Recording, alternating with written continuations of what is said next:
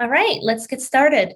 Hi, and welcome to Linguist Education's online third biannual conference. Today we have the pre-conference day. Thank you for joining us. We have really great content prepared for you today.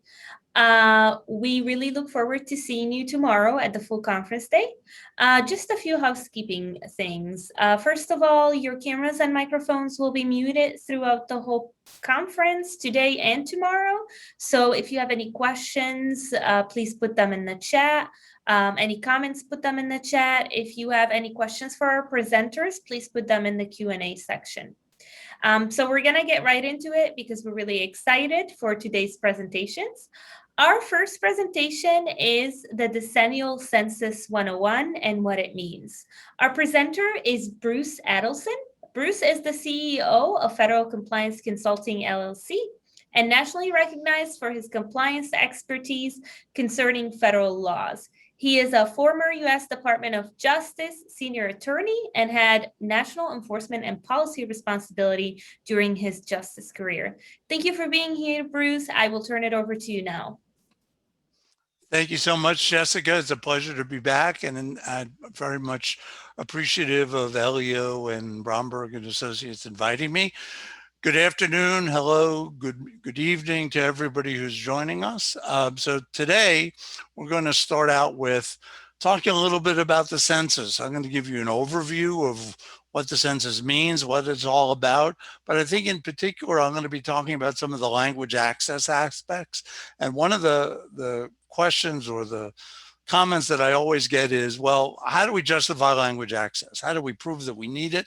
Well, one of the great ways to prove it is through the census. And we will talk a little bit about that as we go forward. The census has all kinds of pretty amazing data that you can use to support almost an unimaginable number of things.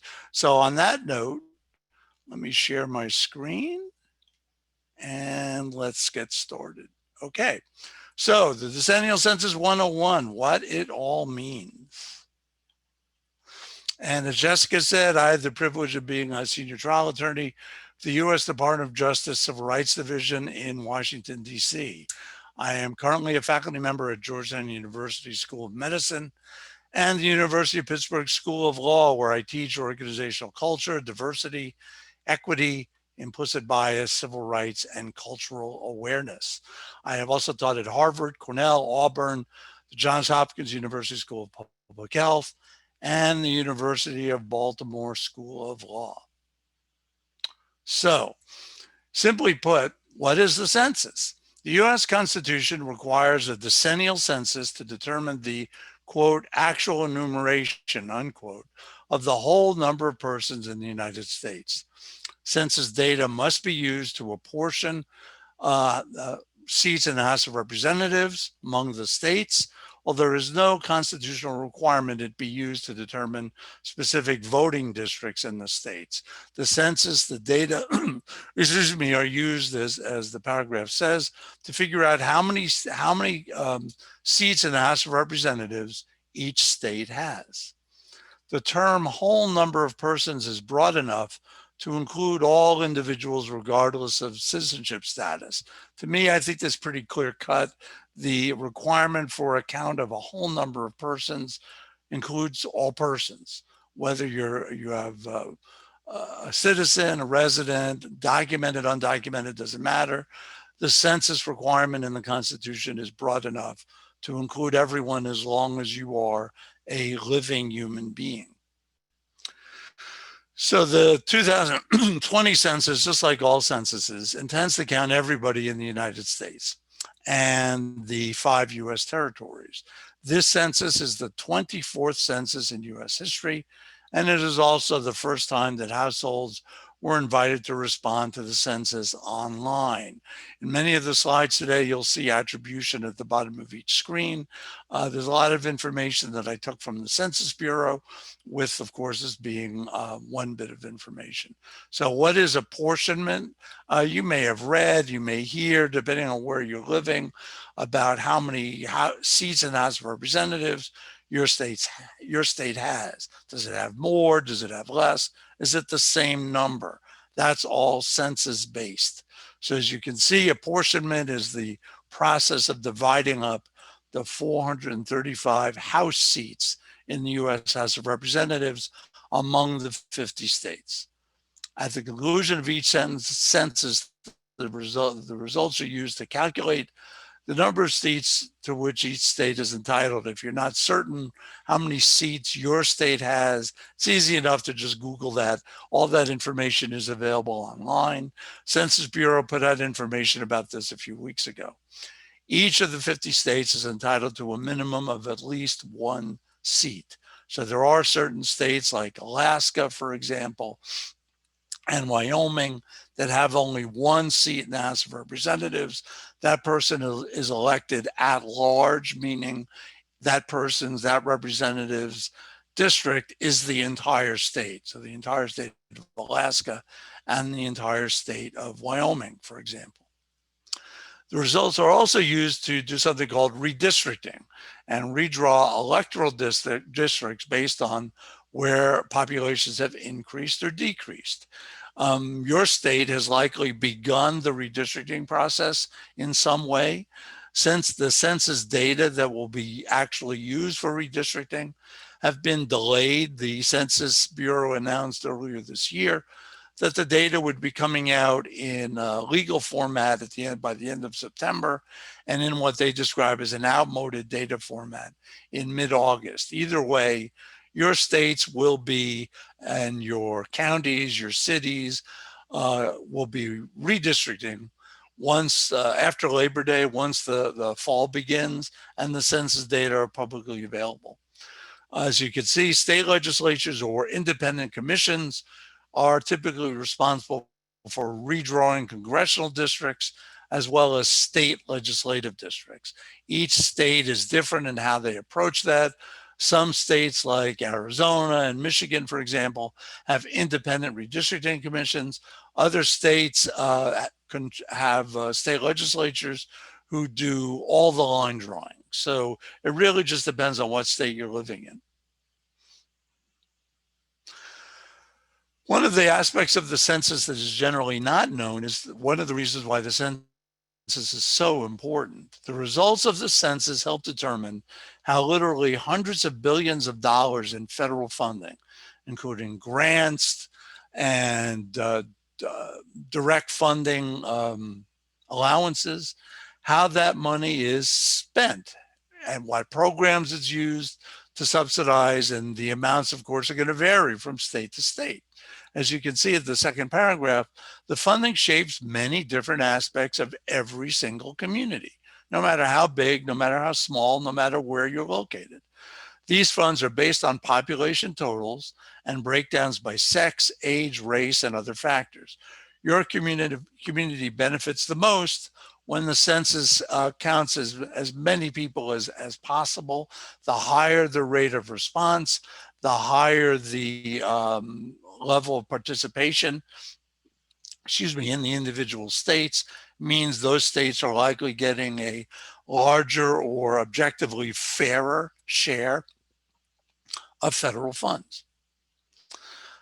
Responding to the census helps communities get money, as you can see, for public schools, hospitals, roads, and public works. The results inform how federal funding is kind of apportioned, how it's allocated to over 100 programs, including Medicaid, Head Start, block grants from the Department of Housing and Urban Development, for example, mental health programs, SNAP or Supplemental Nutrition Assistance Program. So that's often something about the census that people don't realize. When you decide to participate, or the obverse, when you throw that census card away or decide not to participate, your decision magnified and multiplied across your community, your state, across the country, have really big, tangible, real life dollar implications for where you live, both locally and statewide. This is a link to a Census Bureau really good PDF document that shows you all the programs that are federally funded. Some of them may surprise you. My PowerPoint is going to be available for viewing. If you need, would like to get a link, it's easy enough to do. You can certainly also email me today if you want, and I'm happy to cut and paste for you. The census website, if you haven't gone to www.census.gov, I really recommend it. In diving through the data and also the graphics and the maps, there's a lot of really useful kind of cool information. So that here, for example, you can see in one map what the percentage change in resident population is for 50 states, District of Columbia, and Puerto Rico. The darkest color represents the largest amount of population change. The kind of light yellow that's population positive change. It's an increase. The light yellow shows how much the population has decreased. So you can see, for example, Illinois, West Virginia, and Mississippi have the largest amounts of decrease. And states such as North Dakota, Idaho, Nevada, Utah, and Texas have the largest levels of increase. So you can kind of get a sense of where your state is in the whole federal funding allocation by looking at a map like this to figure out, okay, how much have we grown? How much have we shrunk? That may also implicate the number of congressional seats you have. It definitely implicates the amount of federal funding you're going to get. And this shows you where the most population is, with the darker circles representing the largest population amount. And on this map, that's 25 million or more people.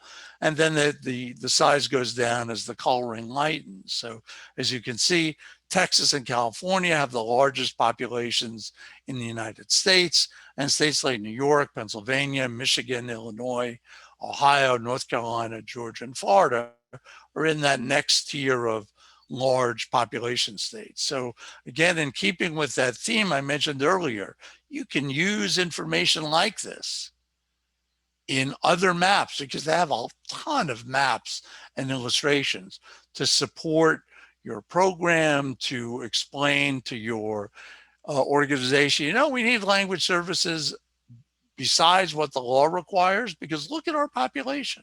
And I'm going to give you another example of a map that you can create yourself that also helps to give you a sense of where your population is locally and by your state as far as rates of limited English proficiency. So again, as we've been talking about, census data provide the justifications for a lot of programs and activities. The data show, as I mentioned, the number of people who are LEP or limited English proficient nationally, where they live, and what their native language proficiencies are. According to the New York Times, in looking at the census data, the Times makes the point, which I think is a good one, that the sharply divergent ways that states either embraced the census, meaning let's have a vigorous response, or treated them as a low priority, now are actually having significant repercussions for each state's power in Congress, because there are some states that really didn't make completing the census and participating a major priority. Others did. And you'll see a great example on the next screen. As you can see in the last line, while the Census Bureau results released on Monday at the end of April showed the West and the Sun Belt continuing to grow in population, their political gains, meaning the number of congressional seats they have, were much lower than expected. So there also, as you know, and this gives you a little more information about what I was saying before, the census data are the release of the primary data are delayed for a lot of reasons. And the full data on race and ethnicity, which will also encompass limited English proficiency and language use, won't come out until September. So once those figures are reported, as I said earlier, then redistricting really begins in earnest. But look at this slide comparing, look at these 4 states. So Arizona, Florida, and Texas all had census self-response rates below the national average of 67%. California, which spent almost $200 million on a campaign to encourage its residents to complete the forms, has the largest Hispanic population in the country, and a self-response rate of 70%, so above average. So even with that, California still lost a congressional seat for the first time ever. Arguably, could you say that maybe California would have lost another seat? Impossible to know. But with a response rate above the national average, California is going to get arguably a fairer allocation of federal funding, for example, than states that had a lower response rate. So the Sun Belt states, Arizona, Florida, and Texas, really just didn't prioritize census response or participation as much as California, or the best example, Minnesota, highest rate of self-response in the United States, 75%, a 5-year campaign. Some experts believe that Minnesota's vigorous census response campaign helped prevent Minnesota from losing a congressional seat. The conventional wisdom was that Minnesota might lose a seat. They didn't. And it could arguably be that because they had such a vigorous response, they were able to stem the tide as far as losing a congressional seat, perhaps permanent. Well, no, I should say permanently for the foreseeable future, or perhaps at least for the next 10 years. So one of the messages from this is 10 years from now, make sure that you and all the people you know are participating in the census and completing the census data requests. Historically, there have always been undercounts in census response and various populations, including young children, renters, homeless people, Native Americans, Hispanic, and Black households. Populations can be hard, according to this piece from GCN. Their populations can be hard to count for a lot of reasons. Some people don't want to respond. Others don't want to even be found by any governmental effort, let's say. Others may be hard to interview because of low literacy or low English proficiency. Finally, some people are just hard to persuade to participate. And that is unfortunate. And they may be suspicious of government. There may be all kinds of reasons. But again, there are real life, financial, and congressional power implications to just not participating in the census. So what happens with undercounts and other issues with the census? Can you go to court? What do the courts typically do? Court decisions regarding the census may extend the deadline for participation in the census. I think there were court decisions about that last year. But courts are not going to stop the census, and they're not going to fix undercounts, primarily because it's virtually impossible to prove that on any given day when the census count was being done in your community, that the population was X amount instead of the Y amount that the census reports. So even though undercounting is a very unfortunate and tragic consequence of each census, there's really no way to overturn a census because of this allegation that our group, our community, our population wasn't counted. The only way really to remedy that is have a robust census count and make sure your participation rates are above the national average, comparable to Minnesota. And that's something to be looking for 10 years from now, because the census is decennial, meaning it comes every 10 years, doesn't come every 2 years or 3.5 years. The next census won't be for another 10 years.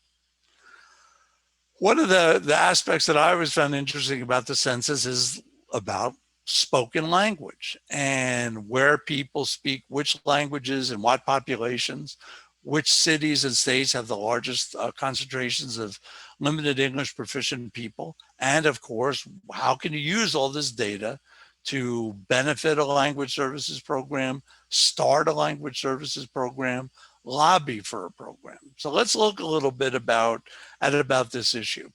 There's already information. If you look on the Census Bureau website and do a search for the American Community Survey, there's already information from the previous census and also the American Community Survey over the last 10 years that will give you a good snapshot of limited English proficiency and the languages that are spoken in the United States and where they're spoken in the largest populations. Unlike the decennial census, the ACS is not an actual count of people. There are estimates, extrapolations from data. So they are estimates. They are reliable. They can be used in all the ways that I've been talking about to support your programs. They cannot be used to redistrict state legislative and congressional districts because they're not an actual count. But the ACS has a lot of really good information. If you have not looked at that, I really strongly recommend that. If you have, keep looking at it. The ACS does get updated every now and then as new surveys are completed. I think that the last one that I saw data from might have been from 2019. But again, it's a good snapshot of information and could really be quite helpful to you. So language ability in the census overall, language use was first measured in a census in the 1890 census. So this is something that's been done for for 130 years and not more than that. So the first census that measured language use asked the question, are you able to speak English? If not, what is the language or dialect that you speak? And then there were these questions about, are you able to read English, able to write English? One of the main purposes in collecting information about languages is the US Voting Rights Act, which was a seminal civil rights law passed in 1965 to protect against discrimination in voting and elections. Information about languages spoken at home and English speaking ability is used to determine a bilingual election requirements under the Voting Rights Act. Census Bureau creates the voting rights determination file after every census. We're going to talk about these bilingual election requirements in a few moments, because that's an area that I think is often not given a lot of attention or as much attention as it should in the language services community, in the language community overall, the linguist community. But every year, including this year, I think should be in December. After every 5 years, the Census Bureau puts out information about which parts of the country are required by the Voting Rights Act to produce information about elections and voting in various languages. What are the languages covered by the Voting Rights Act? Spanish, Native American languages, Alaska Native languages, and Asian languages. So for example, French, Polish, Russian are not covered by the Voting Rights Act. Japanese is covered, Navajo is covered, for example. Yupik is an Alaska Native language, that's covered. So those 4 groupings of languages are covered by the Voting Rights Act. Another major use of the data about language use is, of course, not surprisingly, to allocate education funds for public schools in the states, for helping students teach students with teach students with lower levels of English proficiency. In 2000, President Clinton signed an executive order that required federal agencies to identify the need for services to people who are LEP, and to implement a system to give them access to these services. So agencies rely on this data to determine how and where to provide language assistance services. Many other institutions and organizations like local governments, private enterprise, make use of the data in the same way. Where's the highest need for language services, so they can help budget for services and then also pinpoint areas where certain languages are spoken. This is according to the 2000 census. The US foreign-born population is about 45 million people. Of that, almost 23 million come from Latin America, and about 14 million come from Asia. Those are the 2 largest groupings of people, according to the census, who live in the United States and were born in other countries. How many people in the US, according to past census data, speak languages other than English? It's almost 68 million people. So that's a lot. Speaking languages other than English at home. Of that, and the number of people who are limited English proficient, it's about 25 million, almost 25.5 million people are LEP who speak English less than very well, and would be the people who would be targeted for the language assistance services that I mentioned previously. I expect both of these numbers will increase after the full 2021 census data are released. I expect there's been a big jump in the population in the United States that speak languages other than English at home. I also expect there's been an increase in the LEP population. Of the groups that I had talked about coming from Latin America and from Asia, Spanish and Asian language speakers who are limited English proficient are about 37, 36, 38% of these groups. So let's go back to this.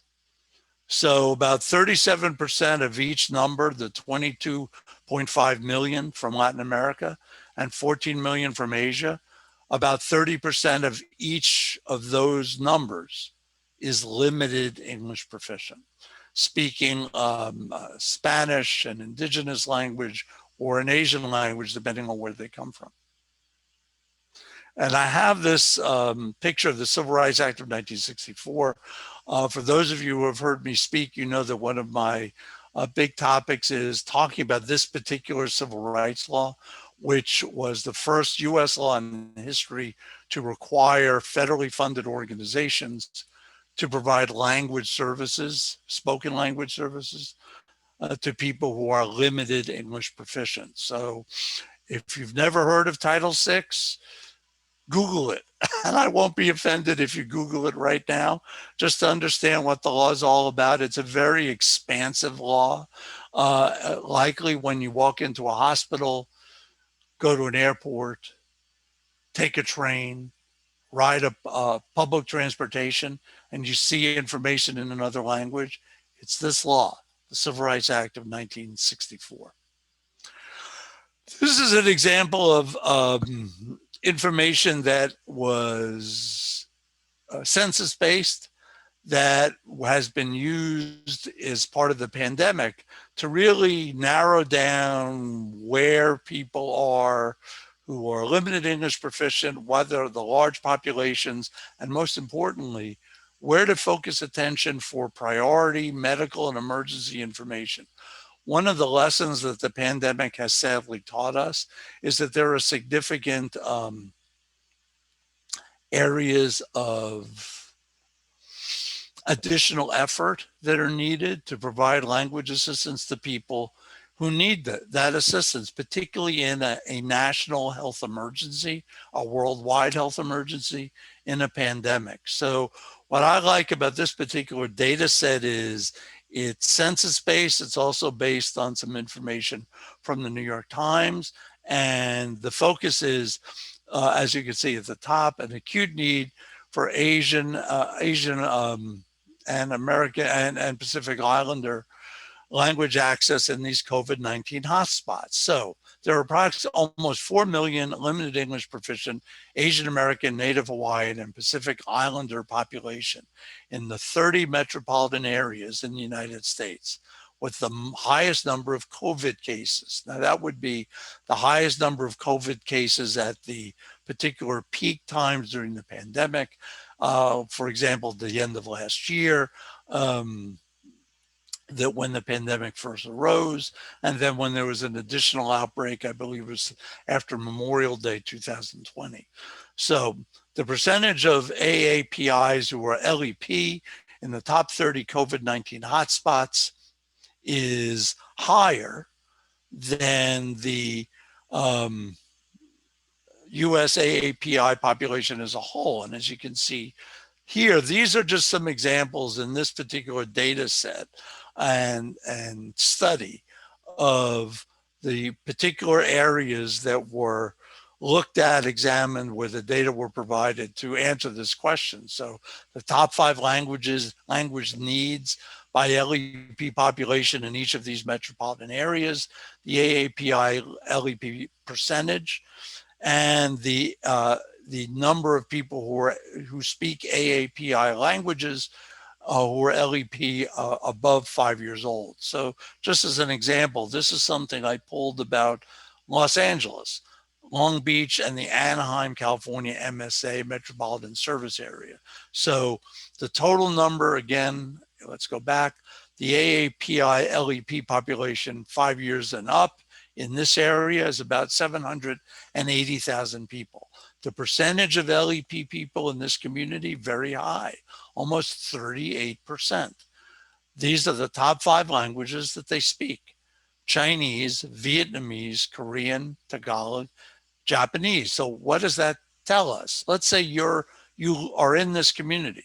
You work for a nonprofit, a healthcare provider, police department, any entity of a for-profit corporation, and you're looking to target languages that are spoken most frequently by people who are limited English proficient, with again the focus being here on Asian languages, Pacific Island languages. So what are the languages? Right there, you got it. And again, this is census based. This is from some reporting in the New York Times. So just by using this data, and the data are not hard to find, you can target these populations by looking at other information once the race and ethnicity and language data are released at the end of the year. Then you can target specific areas and specific communities. But this gives you a big overview of your area. If you're here, these are our top 5 Asian languages. The LEP population is pretty large, and the percentage of people who are LEP within this community is almost 38%. So there's certainly a lot of justification, a lot of importance to focusing on these people, these languages, getting your message out. This is a great example of how census data and other reporting in the media can really be helpful from a linguistic language access standpoint to take the smart approach in a sense. Okay, now we know the languages we need to focus on. And you can do this for other language groupings as well. But as you can see, this could be immensely helpful in targeting an ad campaign, a public information campaign, focusing on emergency declarations, information about vaccinations, all kinds of things. So again, a great example of how the census, how you can use proactively census data to inform decisions and answer the question, why do we have to do this? And again, aside from what the law says, oh, you want to know what the top 5 languages are? Of people of Asian descent? Okay, here we go. Okay, so just as an illustration, I'm going to pause for a few seconds so you can read this. These are as of the beginning of this year, the 30 metropolitan service areas with the highest number of COVID cases. So if you're in one of these cities, if you live in one of these communities, you already know that your COVID rates are pretty high. Then you can drill down further to look at the languages that people are speaking in each area, the number of LEP people, the percentage of LEP people, and what languages and what groupings they speak. Really helpful for emergency management, disaster planning, or as I said, starting an ad campaign, public awareness, really virtually anything you can think of, but also from a linguistic standpoint, interpreter translator standpoint, maybe these are who I improve my proficiency. Is there some business opportunities? Perhaps, but again, all of that can be justified, supported by, informed by census data. And this is, I mentioned earlier, a great place you can go to create your own maps. This is on lep.gov, which has some pretty good information about language access and language related issues, but you can also play with creating various maps. So one of the things that I did is, I know this is hard to see, I did this for Michigan, for example, and the data that are reflected here are not current because we don't have new census data yet, but you were able to see this more clearly. You could see the areas in Michigan with the highest concentrations of LEP population, what languages are spoken there. You can see at the top right, the total LEP population in the state of Michigan. People are LEP, the largest language that is most widely spoken by LEP people in Michigan is Spanish, followed by Arabic. And then, as you can see, Chinese is spoken by 7%, all other languages 37%. Again, good basic information that may inform, depending on where you're living in the state, for example, languages that are spoken widely. Why do we need to provide more Arabic language assistance in certain areas, like in certain areas in Wayne County, Michigan, where Detroit is, and in surrounding communities? You can use this. This is great authoritative information. The map kind of looks cool if you make it as part of an overall presentation. And I think it even has the seal of the U.S. Department of Justice, which always gets people's attention. So if people say, "Where'd you get this?" "Oh, I got it from the Justice Department." Oh, so that may be helpful to you too. All right, I'm going to be, as I wind down my presentation, I'm going to focus on the election-related language assistance that I talked about earlier. That's part of the Voting Rights Act. The primary part is Section 203 that deals with providing essentially bilingual election information in various parts of the country. So I live in Montgomery County, Maryland, which is a suburb of DC. Montgomery County is the only county or city in the entire DC area that is required by the Voting Rights Act to provide information about voting in elections in another language. The language that the county is covered under is Spanish. No other area in the entire DC area, in fact, the entire Baltimore DC area, has this requirement. So what does that also tell us? That Montgomery County has a high number of limited English proficient people, perhaps higher than other jurisdictions in the DC area, limited English proficient in Spanish. So at the end of this year, we'll see if Montgomery County still has to provide information in Spanish. Will there be other languages that Montgomery County has to provide information in? Are there going to be other places in the DC Baltimore area that provide election related language assistance? We'll see. So December this year, Census Bureau should be putting out this information, and then the Justice Department always puts out press releases and other information and likes to send letters to places around the country saying, "Hi there, you are now required to provide information in XYZ language." Always something that many jurisdictions are very happy to see. So a little more information about the Voting Rights Act. So Section 203 and also a part called Section 4 require certain places around the country to provide bilingual written voting materials and voting assistance in covered languages. The voting assistance would be, for example, interpreters at polling places, interpreters of early voting, and interpreters at other election and voting related activities.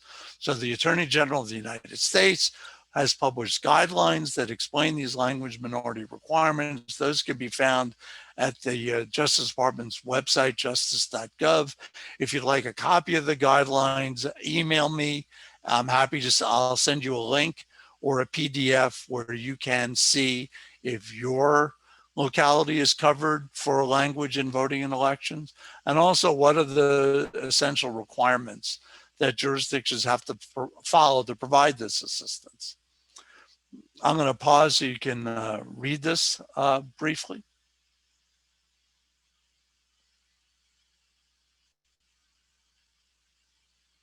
When the language assistance or the what's called the language minority provisions of the Voting Rights Act were added, it was to do what the first paragraph says, to remedy the fact that many people had been and continue to be effectively excluded from participation in the electoral process solely because of language and literacy in English. So as you can see, and this information is provided by the Justice Department, the denial of the right to vote of the language minority groups is ordinarily directly related to this, to unequal educational opportunities concerning the proficiency in English. As part of the bringing in this new requirement, Congress declared that to enforce the guarantees of the 14th and 15th Amendments to the US Constitution, it is necessary to eliminate these disparities and eliminate language-based discrimination by requiring places around the country with high LEP populations to provide information in other languages about voting in elections. The 14th Amendment to the US Constitution requires due process and equal protection under the law. The 15th Amendment guarantees the franchise, the right to vote. So pursuant to this section 203, as I said, each year the Census Bureau, the director, has the legal responsibility to determine who is covered and for what languages. What information has to be provided in Spanish, Tagalog, Japanese, Chinese, Navajo, Hopi, Apache, for example, and where are these requirements situated. What's also really interesting is federal law, the Voting Rights Act, says if you don't like this determination by the Census Bureau or you disagree with it, tough. You can't sue to overturn it. As you can see at the end of the second paragraph, determinations of the census under Section 203 shall be effective once they're published in the Federal Register and shall not be subject to review in any court. So that doesn't mean you even get into court, because if a county or a city or a state files a lawsuit to say, well, you know, these numbers are wrong, we're not covered by this, the court won't even hear them. The court's just going to say bye and kick them out. So that's a pretty strong language. It's unequivocal. You have the court can do nothing to overturn, change, modify these voting and election language-based requirements. And this is how it's determined by the census. Which areas of the country are covered? As you can see, I'll pause for a few seconds so you can look at that.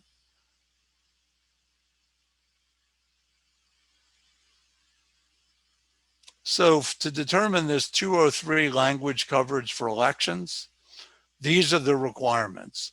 The number of US citizens of voting age in each language group and in a single language group is more than 10,000 people, or more than 5% of all the voting age citizens. Or on a Native American reservation, the number exceeds 5% of all reservation residents, and the illiteracy rate of the group is higher than the national literacy rate. So it's not like it has to be higher by a certain amount, it just has to be higher. So as you can see, these determinations are population-based, voting age-based, and illiteracy-based. There are a lot of places around the country, from Alaska to Florida, that are covered in various languages to various degrees. Some states like Texas, for example, are covered statewide for a particular language. Every local, county, city, school district in Texas must provide election and voting information in Spanish. So there are states, as I said, like Texas, that have what's called statewide coverage. Every corner of the state, every local government, the state government has to provide information about voting in elections in Spanish. And I'll pause so you can look at this. This gives you some sense about how broad Section 203 is. It's very broad. What information does have to be translated? What information must be provided orally in other languages? So as you can see at the end, at the beginning, any registration, voting notice, form, instruction, assistance, or other materials or information relating to the electoral process, including ballots. That's like, I mean, what's not covered by that in voting in elections? And the purpose of doing that, of course, as we discussed earlier, is to make sure that people in these language groups are effectively informed about voting in elections and can participate effectively in the process. So there's some other information at the bottom of the screen about what's included. But anytime you see in a law that says any's going to mean an awful lot of stuff.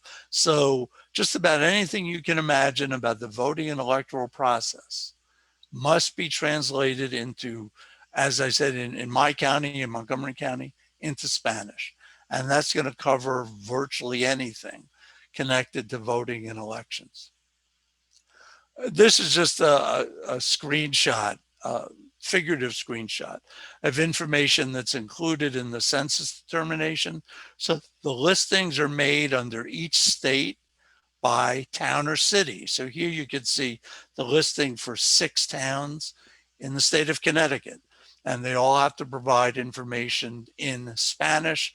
The terminology that you see is all terminology that the Census Bureau uses. So this is a verbatim grab from the Federal Register publication about the current Section 203 language requirements. And I'm going to conclude with this. This is a brief description of a lawsuit from 1998. The United States of America versus Bernalillo County, New Mexico. So as you can see, as part of an agreement to resolve this lawsuit, the county agreed to provide information, publicity, and assistance in the Navajo language in voter registration, absentee voting, early voting, polling place procedures, including translation of the ballot, and training of polling officials and translators. Bernalillo County, in consultation with the United States and the Canoncito chapter, developed a manual for incorporating the Navajo language in elections.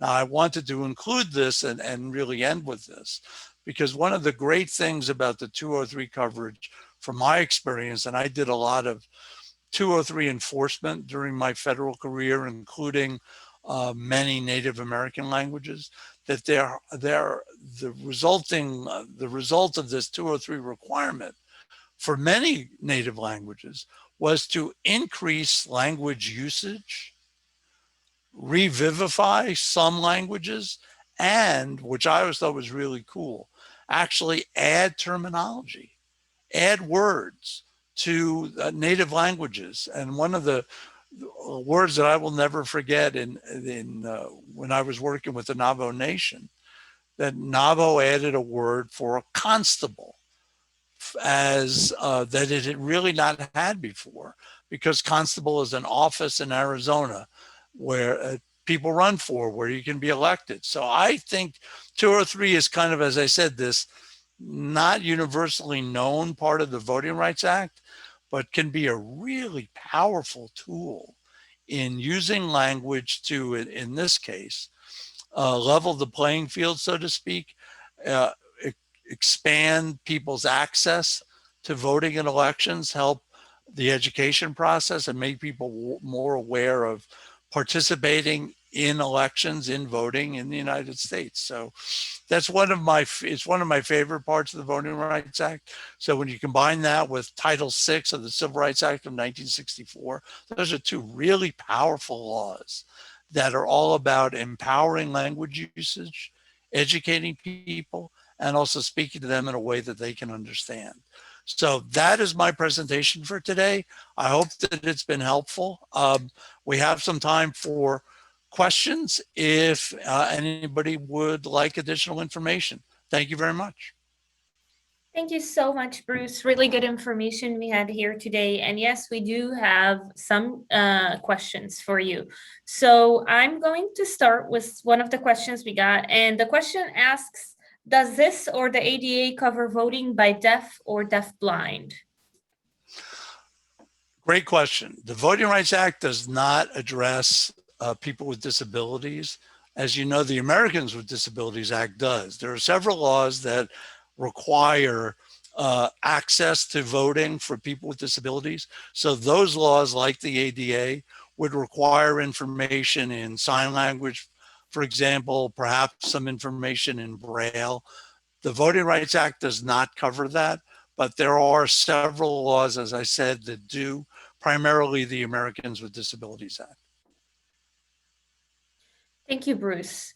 Our next question is, how is literacy rate determined? Oh. Well, literacy rate, I mean, that's a good question, because if you think about it, if you are illiterate in English, then you're really not going to, that you won't be able to respond to a question like that. But the Census Bureau, as a federal agency, is required to provide information in various languages. So if you are not literate in English, but you are literate in Vietnamese, then you should be able to get information in Vietnamese to answer that question. The American Community Survey, remember, is not an actual count of people. So they rely on some interviews with people, and then they extrapolate information from that. So one, if you go to the census.gov website, they do provide information in other languages.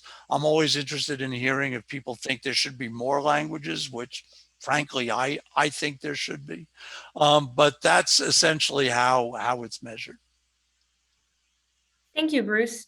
Another question is asking, could you tell us again when the final language data will be available? The language data for the Voting Rights Act should be available in December of this year. The law requires that, excuse me, the Census Bureau makes these determinations every 5 years. The last time the determinations were made or published, I think, is December 5th or so, 2016. For the overall census data information about race, ethnicity, language that's used for redistricting, for example, that is scheduled to be released publicly by September 30th of this year. I'm not expecting that's coming out any earlier. I do expect that September 30th will be the drop dead date for the census to put it out there. Great. Can you also tell us where people can get the language map that you had for the state of Michigan from the Department of Justice? You see, Jessica, I was very strategic in creating that map. I knew it'd be a big sell. It's on the lep.gov website. Okay. If excuse me, if people want the link, they can email me. I'll send you you have the link in the PowerPoint. You can put the link up online, but I'm happy to respond to any emails that folks send me about the link. I'm happy to send it. Okay, we will also make sure that that link is shared with everyone. This presentation will be shared with all attendees at the conference. Another question is, why are all the Chinese languages lumped together instead of breaking out Mandarin and Cantonese? Because some people want to see that data. Good point. I think that one way to alleviate that is talk to the Census Bureau, because one of the realities of why they have the languages they do is based on their own level of knowledge and information. If you think the language information should be provided in another way, talk to them, tell them. They always make the point of wanting to gather information from people, frankly, because the census data was, or conducting the census was so affected, like everything last year, by the pandemic. Everything kind of got jumbled around. But I would strongly encourage folks to be aware of the census, look at it, deal with it more proactively. And then if you think language should be presented in different ways, talk to the census. As you know, Jessica, the big part of the conference is advocacy. This is a great area of advocacy that I would encourage people to do directly with census and also with your federal representatives on Capitol Hill. Yes, exactly. So yeah, keep in mind, guys, that Bruce is just relaying this information. He doesn't necessarily have a say in how the census or Don't the say that. government I don't want uh, people to know that. does that stuff. Another question is actually about the pandemic. So, how do you think the pandemic impacted last year's census? Oh, I have no doubt that it impacted the census severely. There are a lot of communities that were very hard hit. There are a lot of communities of color, a lot of communities that are struggling economically, that were devastated by the pandemic. And I'm sure that, frankly, for many people, responding to the census last year was not high on their list of priorities. The reality, as I said earlier, if there are undercounts, the undercounts aren't changing. No court is going to order that. No court will command the Census Bureau not to release the data. So there are a lot of communities that were adversely affected, and I have no doubt about that. We all had our, individual struggles last year, issues to deal with, loved ones who died or became seriously ill, and that's going to affect other parts of day-to-day life, which last year included responding to the census. Thank you for that insight, Bruce. Another question is, what do we interpreters do with people who pretend to speak the language when they are really unable?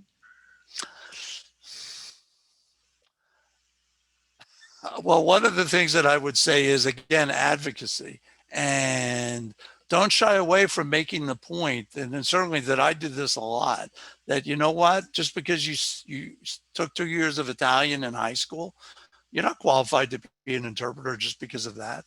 You certainly aren't. You're likely not proficient in the language. So I have had conversations, as I said earlier, I teach in medical and law school with faculty, with students about this very issue.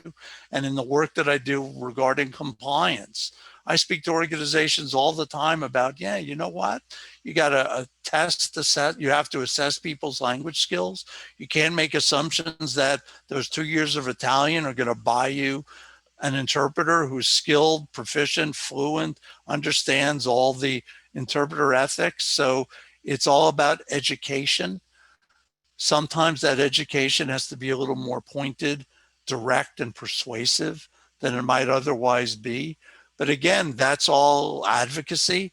And importantly, that's all about having the knowledge that in my space right now comes from the census and can help give you that extra bit of information depending on your situation to show your boss, to show an organization, hey, we need this because look at the data.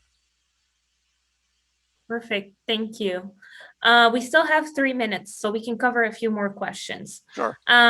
What good is it to translate into Navajo when so few Navajo read the language? Wouldn't real access be achieved through some oral portal? Yes, because I did Navajo enforcement in Arizona and New Mexico. And one of the things that we talked about is that Navajo, like many native languages, is historically unwritten. They're particularly among the elder population. They can't read Navajo. They weren't taught how to read written Navajo. So you're right. There has to be a strong oral component, and there the counties that I worked with had information in spoken Navajo on websites, on CDs, on DVDs. They had poll workers who were assessed for Navajo language proficiency. And I think, as I said earlier, that one of the challenges is that in many native languages, with Navajo being an example, there isn't always terminology to fit various offices. So with a good program, what do? You work with the tribal government, communities to create new words. And that's certainly what the Navajo did, as well as the Apaches, for example, that they added words to their language orally because the words didn't exist or they weren't understood broadly enough to fit the election context. Thank you so much, Bruce, for this. I don't know if you have a slide in your PowerPoint with your email on it. People have been asking for your email in the questions. If you do not, we can share your email with them. That will also be available. Linguist Education Online will share that with all the attendees. We have run out of time, but we've covered almost all the questions that came Right. through. Thank you so much, Bruce, for this very helpful information. We look forward to having you tomorrow moderating and in the legal panel at the full conference. So do not miss the legal panel tomorrow. Bruce will be a panelist, and they have some really exciting topics to discuss tomorrow. Thank you. Thank you. Thank you. We are going to move on to our next presentation. And that one is going to be with one of our returning presenter and panelists for the third time in LEO's conference. Today, we're going to have a session about VoiceOver Skills 101. Our presenter is Rafa Lombardino. Rafa is an ATA certified translator, and she's the president and CEO of Word Awareness. She also teaches technology in translation at the University of California. Hi, Rafa.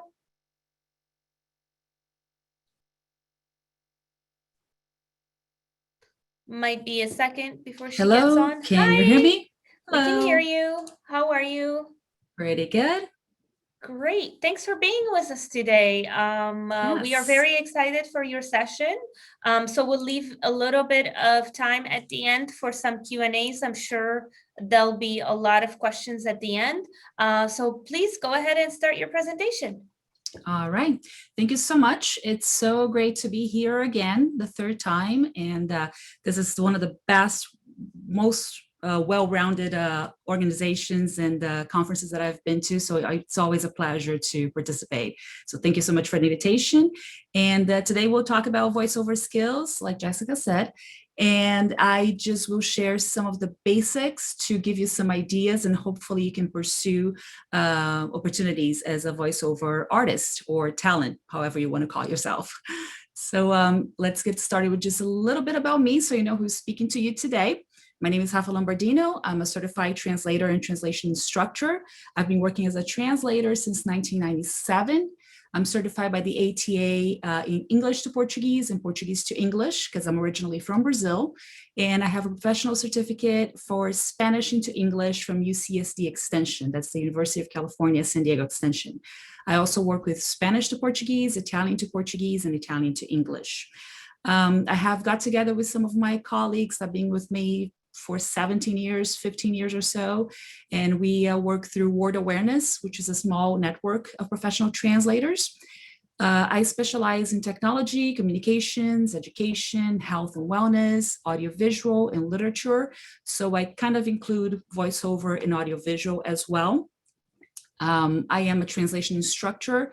A couple of years after I graduated from the UCSD program, they invited me to come over and teach some more practical classes, especially how to be a freelancer. So I created a class called Tools and Technology in Translation that covers everything from the basics of putting together a resume and a cover letter to using CAT tools. So anything that you can use technology and different tools to help you as a translator. And I also developed Introduction to Subtitling and Introduction to Swordfish, which is the CAT tool that I use. And besides that, I wrote a book based on my main class, Tools and Technology in Translation. And I have a podcast called Translation Confessional, where I talk about these 24 years of experience as a translator, all the crazy things that have happened, all the great things that have happened, all the challenges I had to face, so I can try to help people not have the same headaches I had when I first started out. So that's summarizing 24 years of what I've done. Enough about me. Let's talk about what you're interested in, which is voiceover. Today, we'll just have a little bit of an introduction of voice recording skills. So you have an idea of what you would have to add to your tool belt so you can start working as a voiceover talent. I'll discuss some aspects of effective speaking. Also some hardware and software you have to look into acquiring so you can do voiceover effectively. and also how you can translate for the voiceover industry, which is something that could be an additional service that you could translate something and do the voice as well. So it's like a combo service. Okay, so this is what I'm going to be covering today. And the first topic is effective speaking. When you're doing professional voiceover, you will be talking differently. Even right now, as I'm presenting to you, I'm talking professionally, but I'm having a conversation. I'm not really, I don't follow a script right now. I'm just expressing myself. And when you are doing voiceover, you have to follow the script. You have to study the script. You have to sometimes highlight or circle things to make sure that you're hitting your voice correctly at the right time so you can communicate well. So for that, you have to have very clear pronunciation. So you can't talk as fast as I'm talking right now. You have to really have a more projection with your voice, and you have to speak very clearly to make sure that the message is coming through. You have to also have proper breathing. So you breathe at the right times. And I'll talk more about breathing later on when I talk a little bit about editing audio recordings. You also have to keep a good posture. You can't really slouch or just, move a certain way. You have to make sure that you're standing well and erect so you can project your voice. So it doesn't affect your torso or your throat, so you can actually speak clearly. And projection, as I said, you can be very close to the mic, you can be very far away from the mic. I usually try to keep about 2 hand length from the mic so I can project my voice and it doesn't sound too muffled, it doesn't sound too puffy, the P sound is not too strong. So these are things you have to keep in mind to project your voice so it comes out clearly.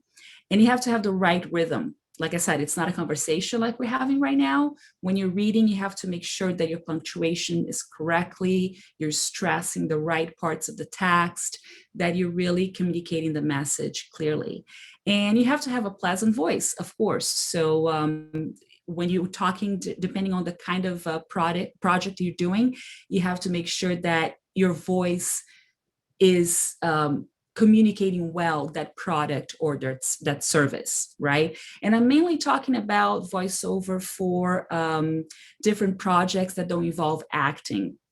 Acting as in dubbing, that's something completely different. You'd have to acquire some acting skills. I cannot do it myself. I am not an actress. I could not act my way out of a paper bag. My background is in journalism, so I was trained to do TV and radio. I actually interned at a radio station. So that's the kind of services that you could find if you don't have an act for acting like I don't. So that's the idea that I'm trying to express here, that you could look for projects that are informational, projects that are educational, commercials, right? And if you do have an act for acting, then you could also go into dubbing, which is a completely different thing, but it's very hot right now, especially with all the streaming platforms, right? And the main thing you have to do is just practice. You have to get comfortable with your voice. You have to find out how your voice works. If you're an interpreter, you're already ahead of the game because you know how to use your voice well. I'm only a translator. I'm not an interpreter. So I'm glad that I have all this background in journalism that really helped me frame my voiceover projects correctly to make sure that I do meet the client's expectations as far as recording. And you also have to remember that you may have some things that you have to work on yourself. For example, I had a deviated septum. I had it corrected a few years ago. So I know that my voice changed since then, how I project my voice. I had to make some adjustments. I sometimes have a dry mouth, so I have to have something to drink while I'm recording. And of course, I make sure that I see those spaces in the recording and I edit them out so the client doesn't have to work on that. So these are things that the more you practice, the more you record yourself and listen to yourself and try to find some adjustments that you can make. That's how you get better at being a voiceover artist. All right. And besides your tool, your voice, you also need some hardware and some software, because having the right tools can really make you or break you as a voiceover artist. If you have bad microphone, a bad software that will record your voice, it would not work well for you. Okay, so I'll just give you some ideas and just show you my setup. First of all, the microphone, you really need something that will be powerful. It doesn't have to be a high-end, very expensive microphone. The one I'm showing you right now is the one that I'm using for this presentation. It's a USB microphone. It's called a podcaster's microphone. I believe it was about $130, so it's very affordable. It definitely, after one or two projects, depending on the size of your projects, it's paid off, but it really helps you keep it professional and clear. The one that I'm using right here, this is turned off. That's not what I use for recording. I'm not even using for, presenting. I sometimes use just on video calls, something informal that is not going to be not going to be recorded. So for professional, clear sound, it's good for you to get a USB microphone. Don't trust your laptop microphone. Don't trust your microphone that may come with a camera, with a video camera. Don't trust these ones if they're not high quality for interpreting, because you will not be able to record it clearly. All right. Make sure that you use a screen. I don't have mine here today, but it's what we call a pop filter. It's a screen that you put in front of your microphone. If you do have to stay very close and you have the puff sounds, it's good to have that screen because it will filter some of that puff out. And right now I'm keeping a good distance from a microphone, so I hope that it's not coming through too strong. And like I said, keep hydrated. I always have something to drink, I always have some water or some juice with me. But if you produce a lot of saliva, it's good to have a handkerchief or something that you can just wipe your mouth a little bit, the inside of your mouth, so we don't make those clicking noises, especially with some languages that have a tongue that moves up and down. It may make a lot of noise. So you want to make sure that you minimize that.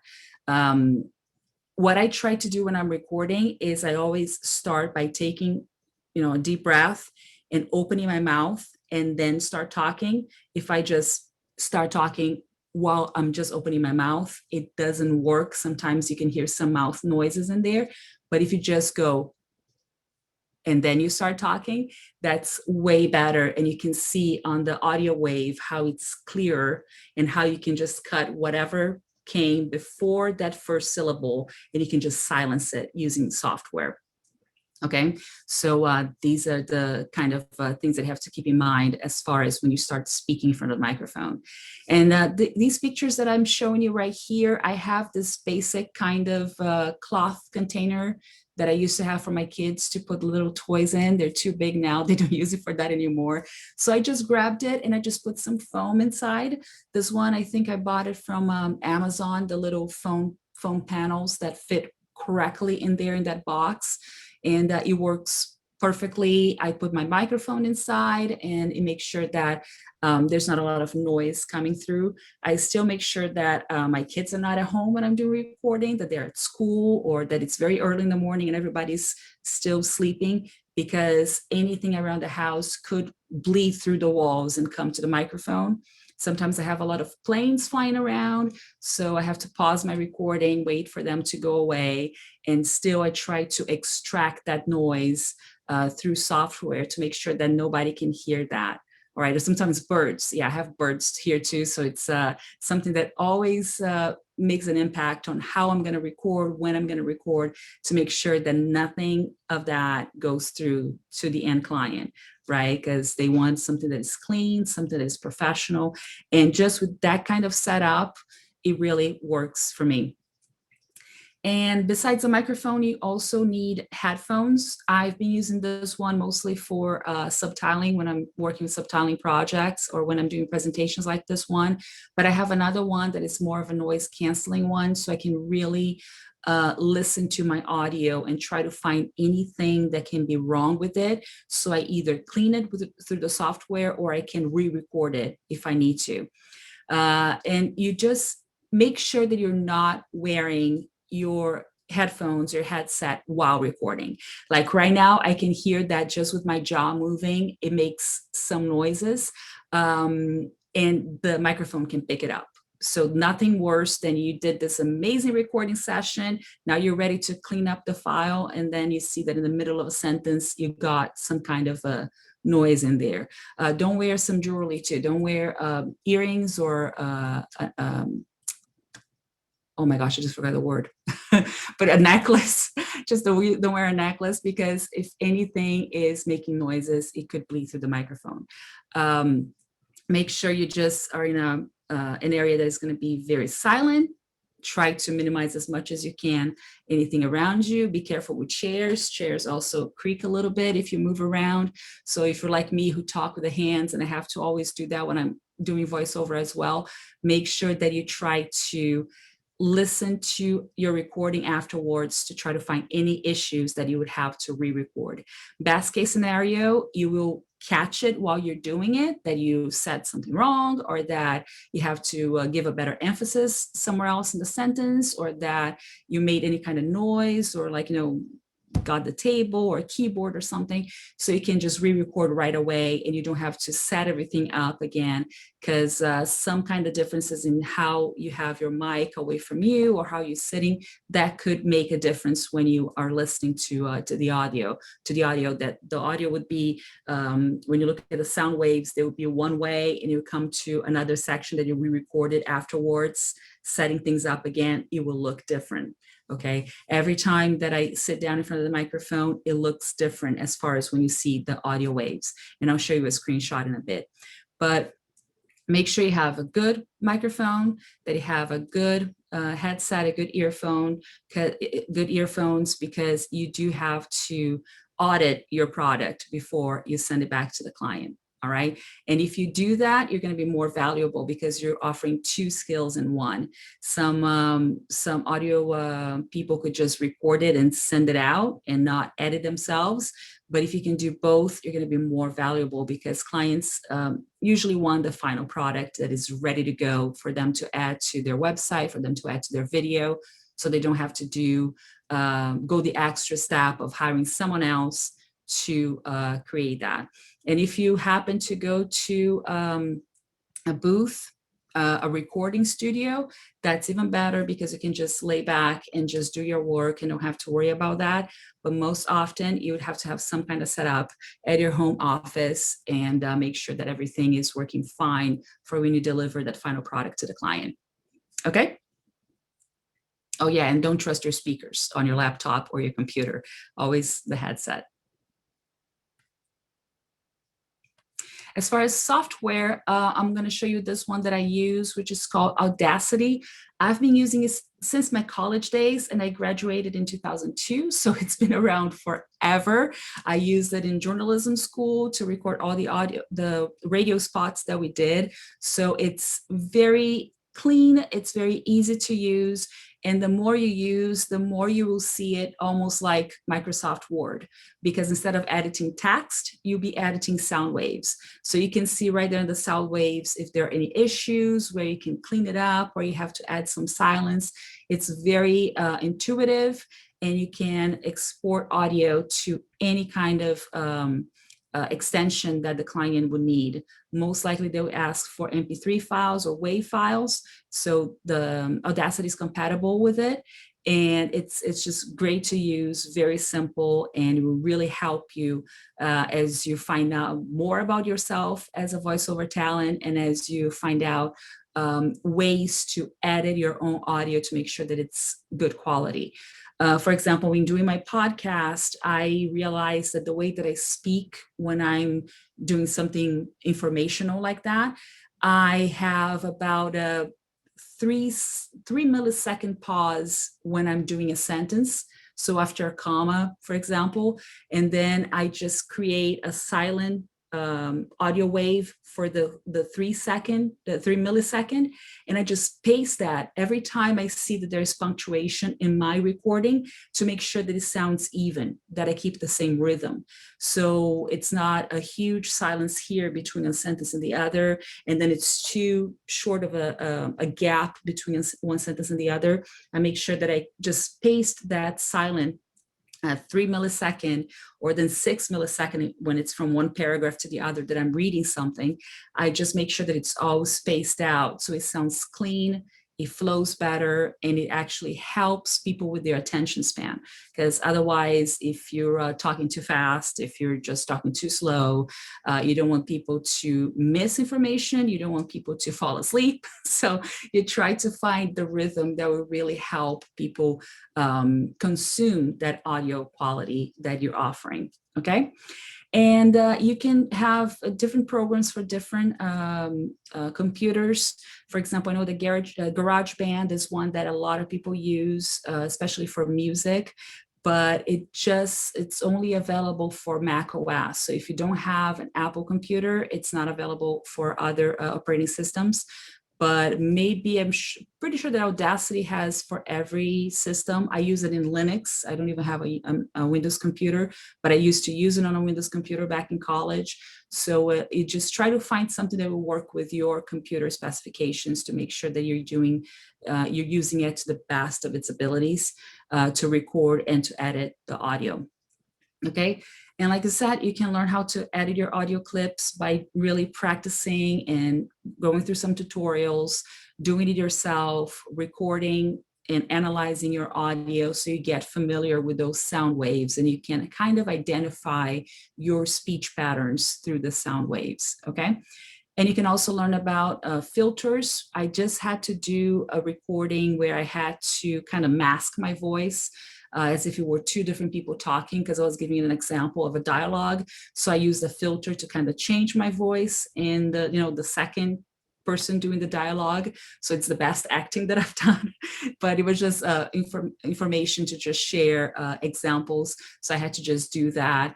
Or I had to add a phone ringing in the middle of the information that I was sharing. So those are things that you can do through audio editing, changing formats, changing specifications, because some clients will give you the whole list of what they want and what they need from you. Some other clients will just not go that far and they will just expect you to give the best product ever. So the more you become familiar with the software you'll be using, the better you'll be able to offer that quality to your clients. Okay. Here's a better view of Audacity. So as you can see, I have one paragraph and the other that I was reading in this recording. So I have a 6 millisecond gap in there between the two. It's a silent clip that I just add in there. Pretty much, I just create that silent clip at the beginning of the audio file and I just copy it and leave it in a second window. So every time I can go to that other window while I'm editing the main audio file in this window. And it really helps expedite everything. Instead of you trying to find all those spaces and selecting them and going to tracks and generate silent, instead of using the menu like that, it's Control-C, Control-V, just as you would do with text that you're editing in Word, you would do something like that with audio as well. So the more familiar you become with the sound waves, the better. You can see on the bottom, we have project rate, you have the audio position. So these are specifications that your client may give you and you can change that. For example, this one is a stereo that you can see that it has two sound waves in one. So if you're listening to the headset, you can hear on both sides. Some clients may want mono instead of stereo. 32-bit, or they have all the specifications they'll give you, and you can change all of that when you're using an audio editing software like this one. All right. And one thing that you also need once you've practiced and you're confident enough and you're ready to go is a portfolio. So you have a voice sample. Clients will ask for a sample of your voice for them to see if you fit the project.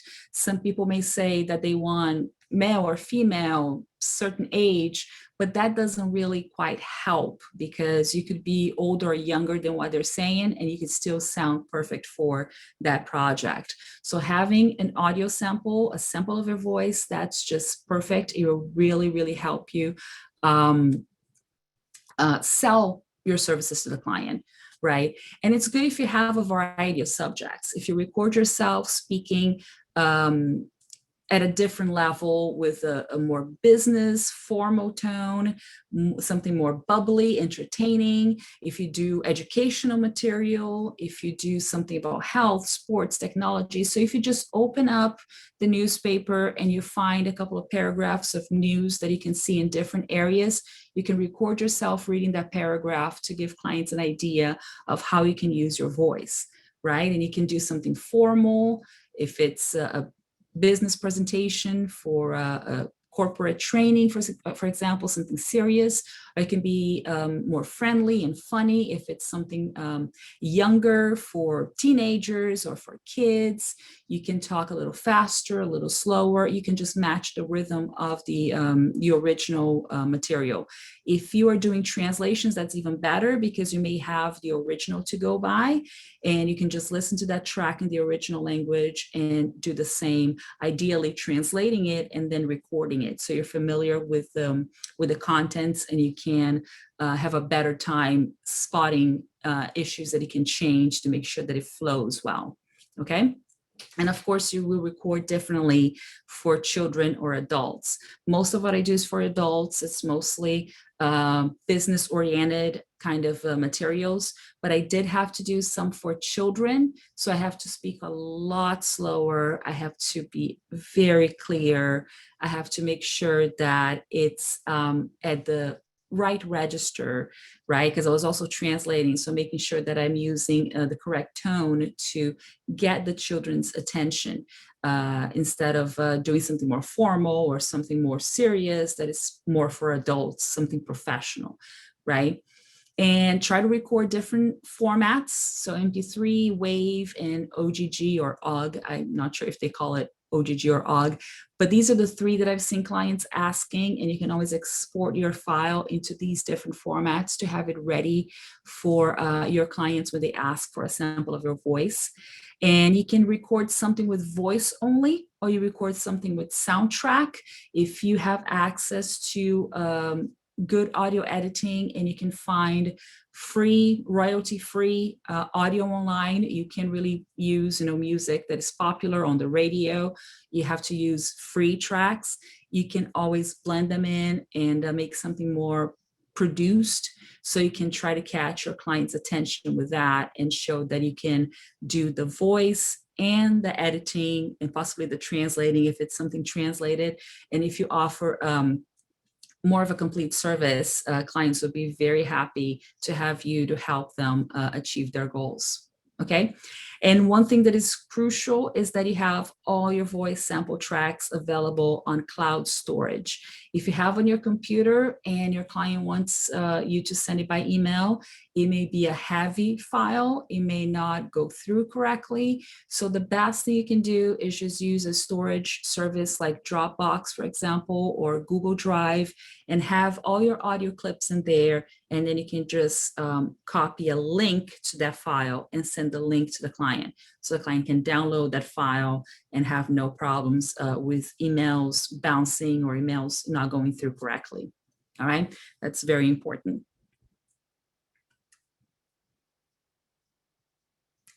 And now for translating for the industry, because that's the best case scenario if you can translate what you will be reading. There are some things you have to keep in mind, because translation for reading is one thing, the translation for speech is completely different. So you have to make sure that you use simple language, shorter sentences, because people won't be able to go back and reread what is in the translation. They have to rely on the audio alone. So you have to make sure that it's very clear, that they don't have any questions about it. What was that again? if they have to go back and try to remember what you just said, they will just lose their place, and everything after that they'll just ignore. So for you to be more effective with your voiceover translations, be clear, direct sentences, avoid passive voice, just boom, boom, boom, just be in a sequence that will work for them to understand what you're saying, to communicate the information effectively. All right. Keep the register in mind. Like I said, when I'm doing something for kids and for adults, it's completely different. The kind of language that I use, the words that I would choose, because you have to make sure that you meet that level for people listening to it to really grab their attention.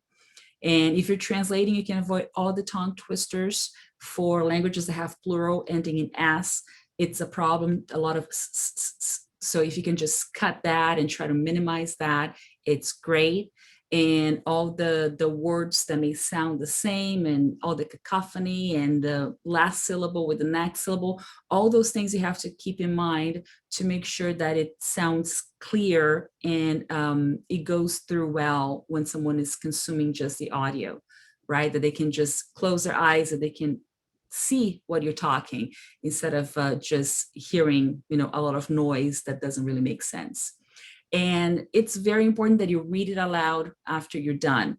So I think that most of what I do for translation for the voiceover industry is phone directories. So when people call, press one for this, press one for that. It really helps when I'm done translating if I read everything and see if there's anything that I need to adjust, because maybe the call to action is not clear enough. If I say press one for this, it's better in Portuguese, at least when I'm translating, if I say this, and this, press one, because then press one is clear, it's fresh in their minds. So they heard that it's this option, okay, press one. If you say the number first and then you just give them a lot of options, they'll forget what number that was. So I try to do that and just read it to myself aloud, try to find things that if I can, really articulate well, someone who's going to be recording, or if I'm going to be recording it, it won't work well when someone turns on the microphone and tries to read the script. All right. So you can fix all the problem areas before you send it out. And the best thing for you to train for that is for you to listen to what's out there and try to copy the positive examples and avoid the negative examples. So if you call phone directories and you hear that it's, pretty bad, sometimes it's a computer generated voice that doesn't speak clearly, that doesn't do the syllables correctly. Or if you're listening to a radio show or a podcast, try to see the good things that those products are offering to you as a listener, and then try to emulate that if you're translating for that industry or if you're recording yourself. All right.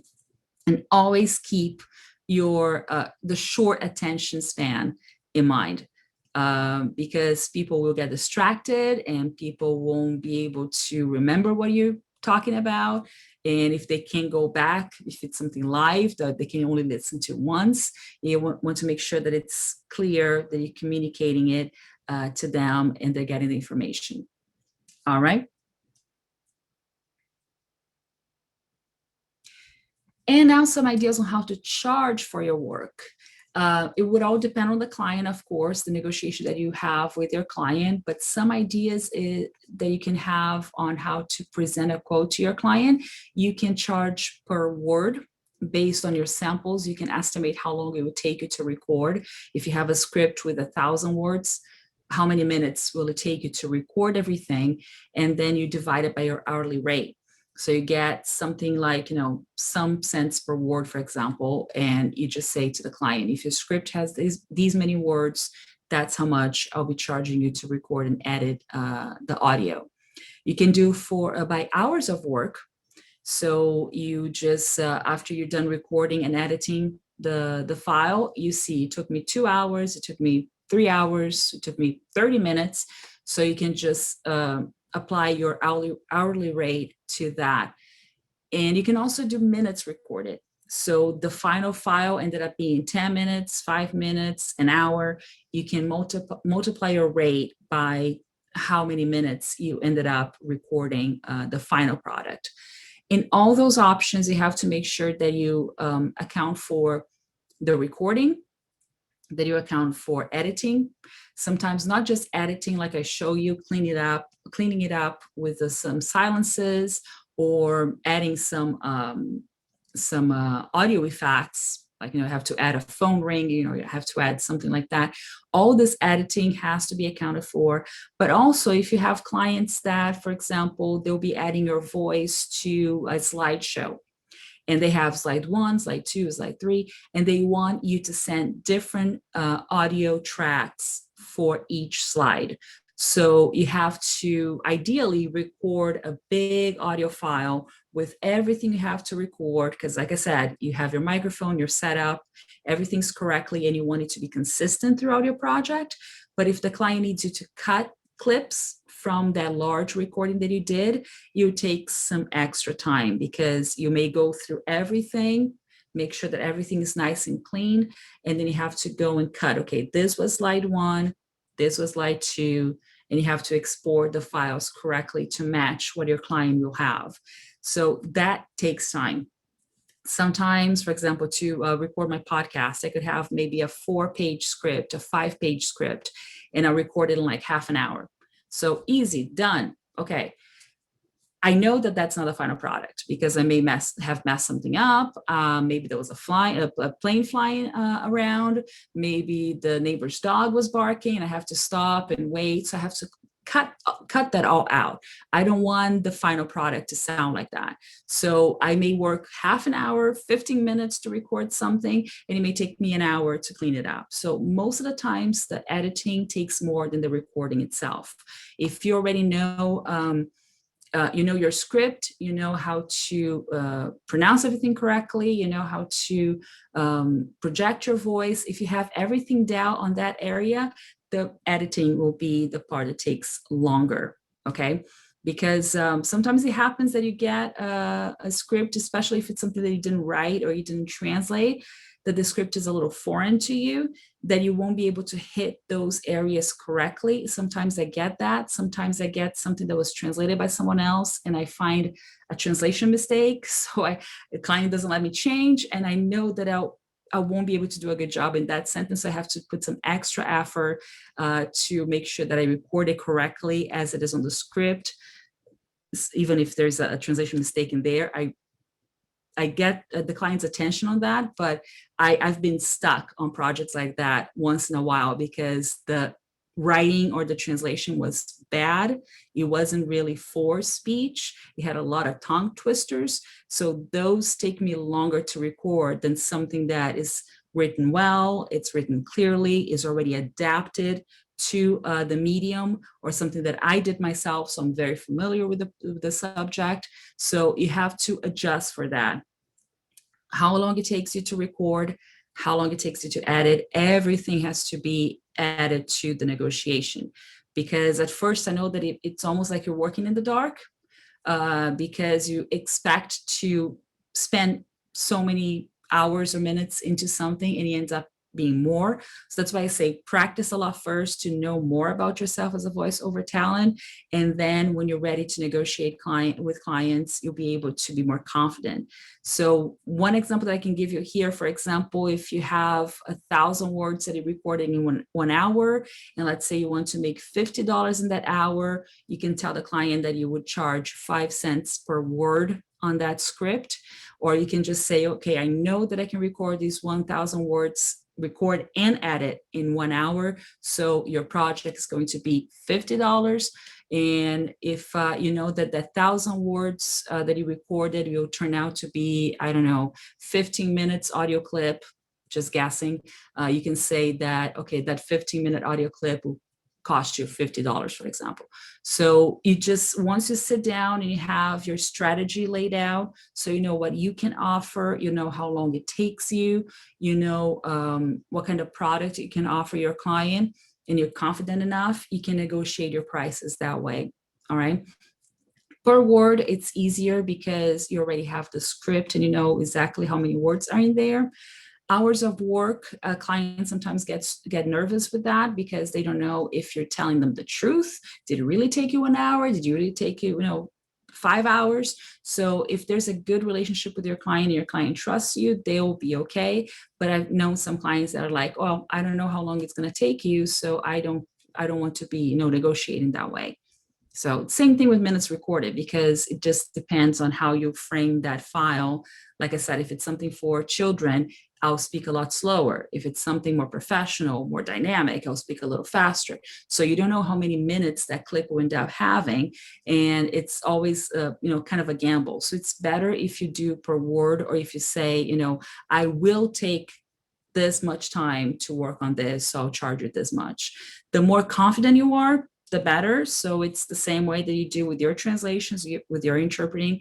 So you just learn a lot about yourself first, and then you move on to negotiating projects, okay?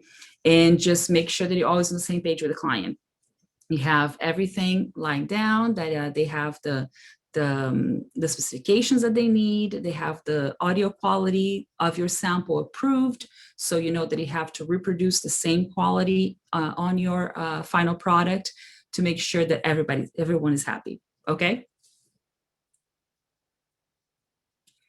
And with that, I have about 20 minutes for questions. I know that I threw a lot of information at you.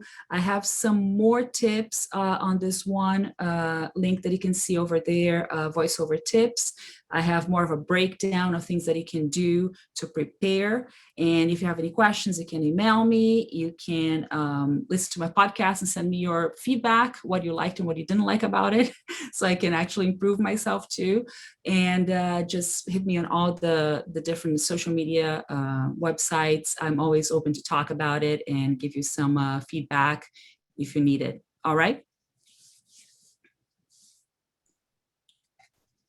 Great. Thank you, Rafa, for a great presentation. Yes, we do have some questions. I am looking for them now. Okay. I do want to let you know your video is not coming through. I didn't want to interrupt your presentation, but okay. I'm so if sorry. you could check that out on your end. So a few people were asking to see you.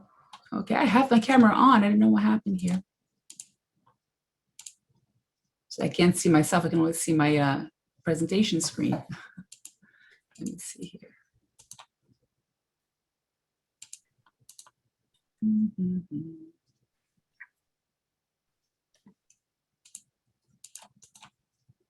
Yeah, I'm not sure what happened, but I have my camera on. But go ahead with the questions and I'll try it. Yeah. Do you want to try stop sharing your screen for a second to see if something comes through? We're just seeing a black screen, so I don't know if it's something with your camera. Okay. I don't think your camera is off though, because it doesn't show that on my end. Yeah, because I tested it before and everything was working. Let me stop the video. How about now? No, unfortunately, we're not getting any video feed. So you didn't see me waving my hands like here? No, we didn't. I didn't want to interrupt your presentation because I know we wanted people to focus on the presentation itself. But if unfortunately, Rafa will be with us tomorrow as well. She will be doing a presentation on transcription skills. Yes. So I'm sure that she can get her camera situation figured out by tomorrow. If yes, I will. People are just really interested in seeing you. So we'll try tomorrow. Someone is suggesting that maybe the camera's covered. I don't think so. No, because I use my phone for it, and yeah, I'll just restart the app and see if it helps. But I'm so sorry about that. I wish you all could see me waving my hands. All right, so let's get to the cues. So the first one is, are there any voices that are not suitable for VO, for voiceover? If you have a speech impediment, maybe. But there's always markets for different things. It's hard to say that, oh, your voice will never work for something. But of course, there are some ideals that clients would ask. but it's not really, something that would be a problem. You could always, it's like with actors, actors that have braces, for example, maybe there's a character that has braces, that's perfect. If you have some kind of accent, you can, also reach out to that kind of audience. So it's hard to say this voice will never work. It's just how you frame it, how you'll be using it. The best thing, if you have any questions, is just to look for a speech therapist and have an evaluation so you know where your voice is at. And if you just try to emulate what you see out there, like I said, what do you think that works for you as a listener may work if you try to do the kind of same thing. Great, thank you so much. The next question is, how can we find voiceover projects? Yes, pretty much the same way that you would with translation and interpretation. You would try to find agencies, you would try to find direct clients. So it's a lot of research because we'll be going into a different territory for sure. And it takes a lot of research for you to just find what would work for you, and then what you're comfortable with. If there's any subjects that you wouldn't like to be a voice for, you know what I mean? So it's just a lot of research and trying to find directories, trying to find websites that look for freelancers, especially because then they could be looking for different freelancers to work on a project, for example, to create slideshows, to create the voice recording, to translate. So you can even try to get hired for multiple steps of a project. Like, if you translate something and then you record afterwards, that would work perfectly. Awesome. Thank you, Rafa. I will also take this opportunity to mention that I am part of Bromberg & Associates, who is the sister company for Linguist Education Online and a platinum sponsor for this conference. We are always looking for voiceover talent, so you can also reach out to us as well if you have the skills.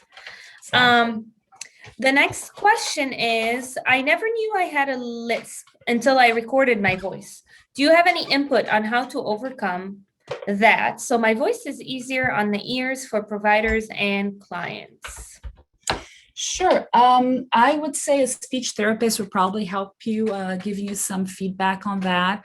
I'm not sure what kind of practice exercises you can do with your voice, but if it's something that is just yours that you can really, correct without some kind of intervention, you would just have to try to capitalize on that. Like I said, there are voices for different kinds of purposes. So maybe your voice will be perfect for this kind of project that other people would have to try to emulate and not sound natural. So yeah, just get an evaluation from a speech therapist that will help to guide you better on how to adapt if you need to. Like I said, I had a deviated septum, so my voice was a bit more nasal than it is right now. Just how everything worked inside my face, but I had it corrected, and now my voice definitely sounds different. Let's just say that I won't be doing a lot of karaoke as I used to in my 20s because my voice will not reach the same heights as before. But any kind of help that you would get from a speech therapist would probably be better than any advice I could give you because each case is just so unique. Yes, agreed. Thank you so much for that answer. Can you elaborate on syncing strategies? So you mean with a video, that's something that would be different, syncing audio with video? I think that's what the question is. Yeah, I think that's what the question is for. Yeah, that's just another skill that you have to acquire because it involves video editing. So I do it myself for my classes and my podcast. So it's another kind of software that you have to use. So I do my recording on Audacity, like I showed you. And then I have a video editor where I have mostly images, or I have myself when the camera is working, and I just align everything. So just as you saw the picture that I showed you, let me just share it again here so you can see that audio. Just 1 second, and I'll go back to that. So right here. So you can see that as you had the audio waves right here. You would have one for the video as well. So you would sync it by just dragging left or right and make sure that when the video starts, that's when the audio starts, or you position the audio where the video starts the area of the script. So it's another kind of software. It's another kind of skill that you have to acquire, but there are different tutorials out there that can definitely help you with it. This is just a follow-up from me. So this is something you would do in something like After Effects, or does Audacity do that? Yeah, Audacity is just for the video, for the audio. So the Okay. video, we need another one. Yeah. For example, I use Shotcut. It's for Linux. I believe they have for other operating systems too. So it's something separate. And yeah, when I'm doing my own things, I record everything on Audacity, clean up the audio, get it, the way that I want it to sound. And then I move into video somewhere else. Yeah, because here you only get the audio track with Audacity. Okay, thank you so much for the clarification. Another question says, besides Audacity, is there any other software you'd recommend? I know the GarageBand is pretty good, that a lot of people use it for Mac. I don't have a Mac myself. And like I said, I've been using Audacity since I started college in '99. So it's been a long time. I'm really comfortable with it. And I mean, the product has been pretty solid forever, and it's for free. So you can beat that. But there's so many others that will actually offer you different audio editing, as far as adding those audio effects. Like I told you, if you need to add a phone ringing in the middle of it, if you're going into a little bit of acting, if you're telling a story and you need soundtrack, that definitely you can do a lot with other software. Like I said, Audacity is really for audio quality, for recording. But if you are into music, GarageBand is the one that they use. And there are podcast platforms right now that can help you too. Even if you're not planning on having a podcast ready for the public to listen to, you can edit your audio that way. In my case, I've been using Anchor FM. So what I do is I still record on Audacity, because I said I really feel comfortable with it. So after my clips are ready, I just drag and drop them into Anchor, and I can use their little transitions. They have some little noises in there. They have some soundtrack that I can use for the background. When I record commercials, I use it a lot. So you definitely could look into podcasting platforms, because they have nice audio editing that is web only. So you don't have to install a program. You can do your recording there too. They may be limited as far as filters, because like I said, with Audacity, because I know that I have problems with planes flying different times. I know that I have to mute that area when I'm cutting my clip, if there's any background noise. So the podcasting platforms may be limited with that, but they will offer you a lot more of cutting your clips and adding some soundtrack to it. So you can look into that as well. Thank you so much for that answer. We still have some questions, which I'll go over, but do you mind going back to the slide that has your contact information? Oh, sure. It's being asked about in the chat. So we just want to make sure people have enough time there. to. Yes. Perfect. Thank you so much. The next question is, are there companies that hire for voiceover only without having to manage all the technical stuff? That's on the talent's end.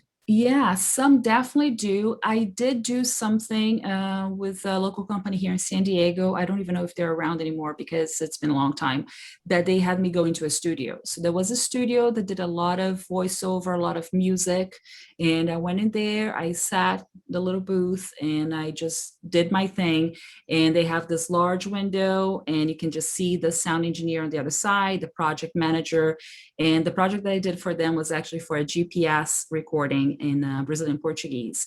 And at the end, they were laughing. And I was like, okay, did I say something wrong? Did I make any noise? Why were you laughing? So they had to press a button so I could hear them inside the the audio part of the studio where they have, the big table with all the channels. And then they said, well, your voice was so pleasant that we are afraid that someone driving and using the GPS will may fall asleep and hit the car because it was so nice and soothing. So we're just worried about that, but it sounded perfectly. So I hope that nobody had any accidents because of my voice being too pleasant in Portuguese. But it's also something that you can look for some agencies that specialize in that.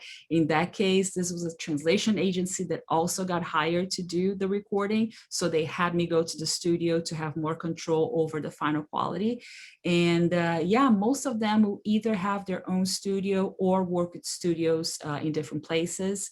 Now that everything is just so much more virtual, it's good for you to just try to have your own setup at home and work with your family, work with the rest of people living with you to make sure that you know the times when you're recording. But definitely, if you like traveling, if you like going to the client's location, they would have something set up for you. Great. Thank you for explaining that. Is the bulk of your voiceover work into English or Portuguese or another language?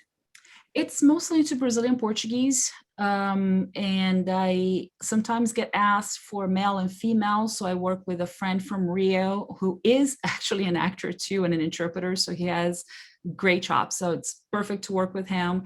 And it's challenging to work, remotely, of just getting audio from here and there and putting everything together, making sure that the quality matches. But most of it has been into Brazilian Portuguese and some in English. Sometimes some trainings that I do, they are created here in English, so I get to translate them and record them so employees for that company in Brazil can use it. But I've done some in English as well. I just make sure that I tell them that I have somewhat an accented English because I speak primarily Portuguese. English is officially my second language. So even though I'm near native, there are some things that may be a little off. So I want to be very upfront with the client so they know that they can use that, especially if they're trying to reach out to the Latino community in English, they may use my voice, but that they're clear with that. Perfect. Do you, are there any voiceover courses out there? I believe so. I know that there are some agencies out there that specialize in audiovisual. I can't really think of any names right now, but definitely you can send me an email and I'll look into it. But if you do some research, you can definitely find something that you can do, maybe with a voice coach. I've seen a lot of YouTube videos and people on Instagram that they are voice coaches and they do both singing and also speaking. So they're not really speech therapists, but they are professionals themselves. They do voiceover or they do singing professionally, so they can definitely help you adjust your voice. So that's a good thing for you to learn. And you can always try to find some class or tutorials on editing itself. Like, as I said, if you can offer both, it's much more valuable for sure. Great. And Linguist Education Online will be introducing a voiceover course in a few months that that people attending this conference could benefit from, especially with the discount that we offer our attendees for a few months. The other question is, how can you explain AI and voiceover projects? I have been receiving a lot of offers. So meaning that it would just be recorded by a computer, right? Yeah, Yes, if the person who asked that question means something else, please put it in the chat, but that's what I understood from it as well. I've been seeing a lot of YouTube channels that they don't have someone recording the voice over. They're using just those platforms that you can create, the computer generated voices. It's fun and all. I've used for some things of like, when I just get my message for my own personal videos, not for clients. And then I just put in the and, for more information, go here, just to sound differently. That's, a creative kind of a thing that I did. But if you have all the information voiceover in a long video and it's all computer generated, it gets very tiring. And it's not always 100%, right? Because they're recorded by syllables, they're recorded by words. So sometimes when you put it all together, it doesn't sound very fluid. I know that before I start listening to audiobooks, I would try to just turn on the speech on my old Kindle reader, the Amazon Kindle. So I would just try to listen to the books that I was reading while I was on the treadmill. So I just know I'm following along the pages, but I'm listening to it, and it's computer generated. And it just, there were some words that I'm like, that's not how you say it, because they just try to jumble the syllables together, and it doesn't sound that clear. So for informational value, AI is not the best. It may be, if you just have a whole video with just on-screen text and soundtrack, and then you just have like one line that you need someone to say it, maybe it's okay for the client to do that. But an entire video with computer-generated voice gets very tiring. All righty. I think this is the end of our Q&A and the end of this presentation. And Rafa, I want to take this opportunity to thank you so much for being part of the kickoff for this conference, the pre-conference.